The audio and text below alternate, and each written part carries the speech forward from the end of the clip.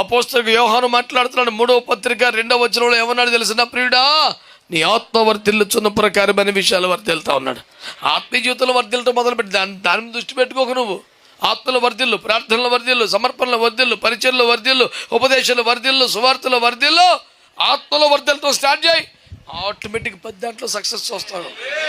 దీన్నేమో సరిపెట్టేసావు, దీన్ని పక్కన పెట్టేసావు, చాలే బాప్తీసం పొందేసావు, ఇక మనం పోతే ఎవడు వెళ్తాడు పరలోకం, అసలు మా ఏరియాలో ఫస్ట్ నేను వెళ్తే ఇంకెవడిని వెళ్తాడు, నువ్వు ఇలాంటి డైలాగులు కొట్టుకొని నరకంలో చెప్తావు వెళ్ళి.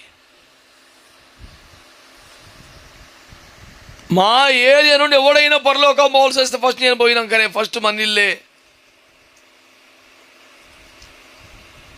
ఇట్లాంటి పరిహిమాలు వాగుడు వాళ్ళందరూ పోయారు. కృపపై ఆధారపడో, దేవుని చేతికి అప్పగించుకో.